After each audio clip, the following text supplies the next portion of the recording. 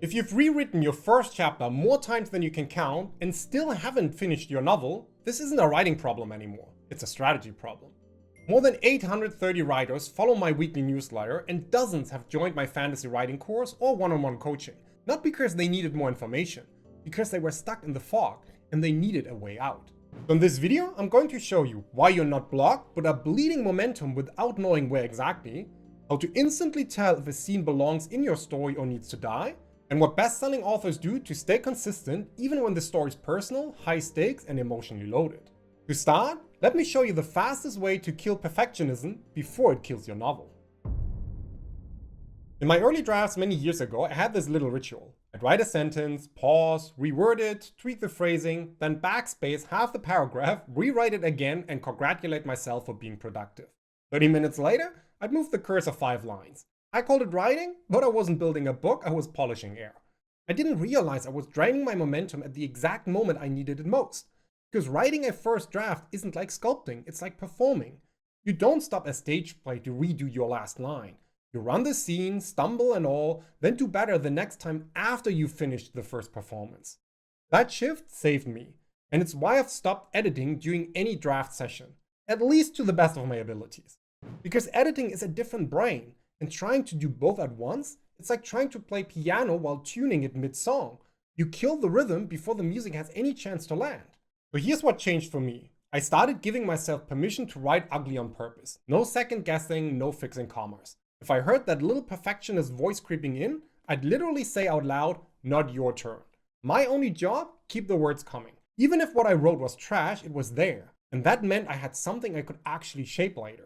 Now, just stopping editing prematurely unfortunately doesn't finish the job. It just clears the path. Because next we need to deal with the voice behind that kind of perfectionism, the one wearing a different mask every time you sit down to write.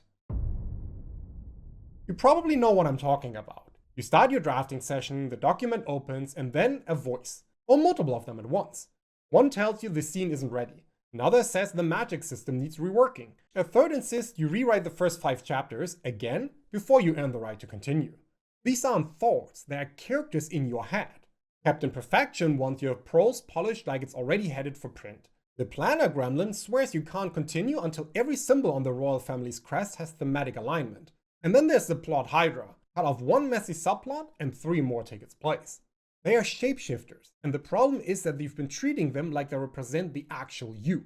As if your hesitation about parts of your writing immediately counts as evidence something's wrong with the story.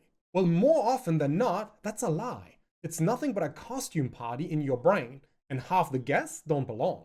The fix to that is give them names. Give them roles, just like I did here. Once you can say, it's you again, Captain Perfection, it becomes a conversation, which means you get distance. You get a choice what to do with the words being said. And no, you don't have to beat those villains. Just don't hand them the pen and let them dictate your writing. Once you know them, they lose the power to hijack your momentum. You stop waiting for clarity and start writing through the noise. But as it turns out, naming these villains is only half the game. Because even once the resistance in your head quiets down, your scene still falls flat if you don't know what's actually happening underneath. Consider the following scene. 2 guards walk through a ruined temple. One says, looks like the cultists left in a hurry. The other replies, yeah, smells like old blood and panic. 5 paragraphs later, they've inspected a broken statue, mentioned some ancient lore, and reminisced about training days.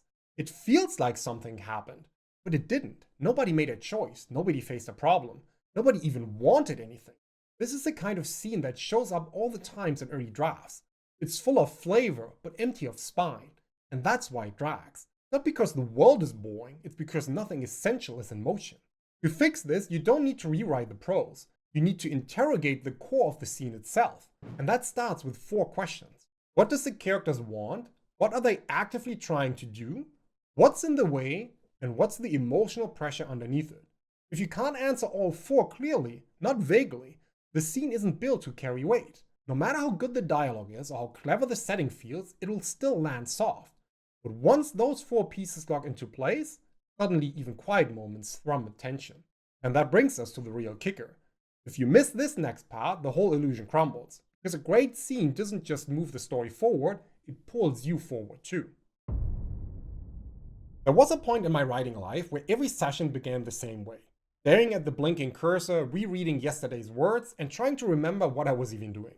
It didn't matter how well things had gone the day before. That blank page was always cold, always heavier than it should be. Then I tried something different. One night I stopped writing mid-scene. Not by accident, on purpose.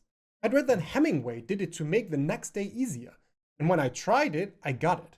The next morning I opened the file and didn't have to think. I wasn't starting from zero, I was already in motion. And that changed everything. I started ending every session mid-movement, mid-decision, mid-tension. The kind of moment that hooks you as a reader. I'd stop right there as the writer. Here's why this works so effectively. Your brain hates open loops. Cliffhangers itch. Even if you don't consciously think about them overnight, your subconscious will. So when you sit down the next day, you're not dragging your story forward, you're being pulled into it. Which is absolutely great most of the time, until you run headfirst into a part of the story you're dreading.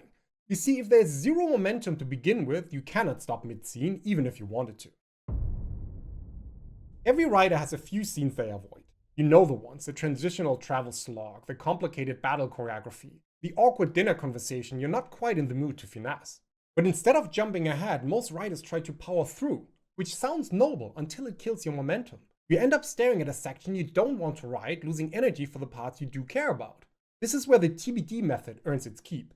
Here's how I use it. When I hit a beat I'm not ready to write, I drop in a placeholder, literally. I'll type TBD, insert Dragon Chase through the canyon. Then I keep writing. I jump to the next moment I'm ready to tackle, where my energy is and where I know what the character wants. The magic here isn't just skipping forward, it's that those gaps become signposts, not roadblocks. And when you circle back later, you're not guessing what belongs, you left yourself a note. Do this across a whole draft and what you end up with is momentum, real progress, not the illusion of productivity that comes from obsessing over scenes you're not ready to write yet. But having said that, placeholders only work if you know where you're headed. If you're clear on the scenes that matter, it's easier to skip the noise and focus your energy where it counts. And once you're focused on what matters, the next step is showing up for it consistently, not just when it feels easy. Japanese author Haruki Murakami has a rule when working on a novel. He gets up around 4 a.m., writes for 5 or 6 hours, and then runs 10 kilometers. Every day, no matter the weather, no matter the mood. He's not doing this for fun. He's doing it because routine sharpens edge. And for him, writing is physical. It's a muscle. If you wait for inspiration, that muscle weakens. But if you show up anyway, it remembers what to do. Most writers treat good writing days like rare weather, unpredictable, fleeting, a gift if it shows up. Because here's the shift that matters. Your writing doesn't need to be good while you're doing it. It needs to be there. And consistency is what builds the skill to make it good later. The magic isn't in how you feel before you write, it's what happens after you've done it anyway. So here's how I work with this. I build writing into the rhythm of my week, not the whim of my mood. Even if it's 15 minutes, even if I hate the words. Because like any muscle, it's a repetition that builds instinct, flow, and tone. Skip a session and nothing breaks. But skip too many and you forget the shape of your story. You lose the grip, the characters go cold.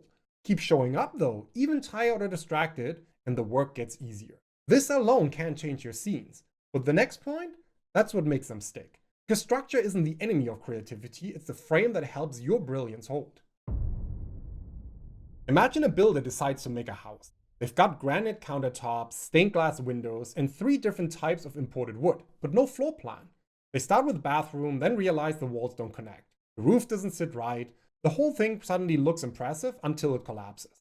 That's what writing a novel feels like when you chase moments but ignore structure. In my absolute earliest days, I thought structure would kill my creativity. I wanted to find my voice, not copy someone else's blueprint. So I resisted for a while.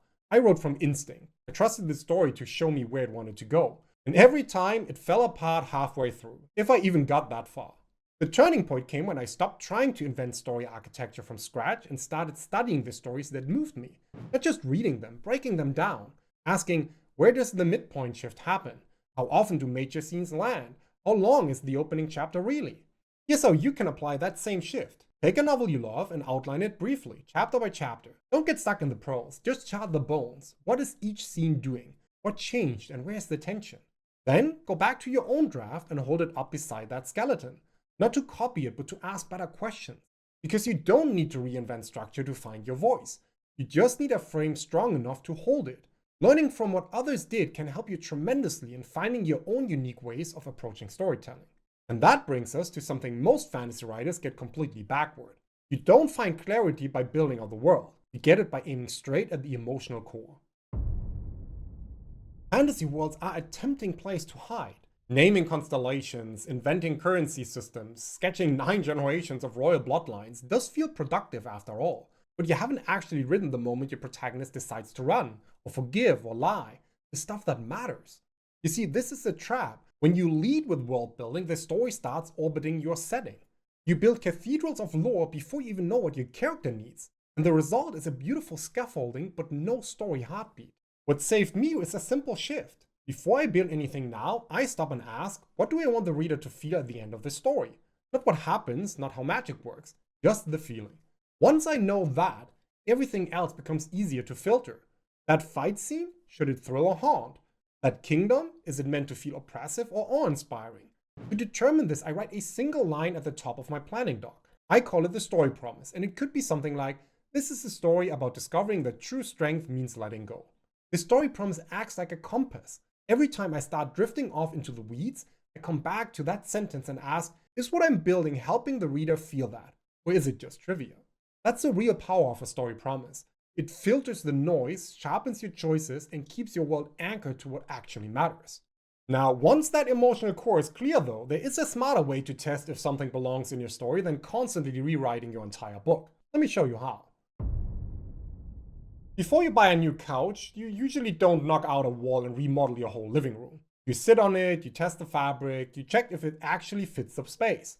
Writing should be the same way.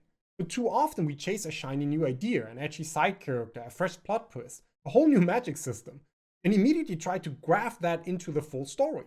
But what happens next is you end up reorganizing 30 chapters of outline for something you're not even sure will work. Micro experiments are a smarter way to approach this. Instead of committing to a big rewrite, write a single 300-word scene to test the new idea. Drop that brooding antagonist into a tense conversation. Try the alternate point of view in a high-stakes moment.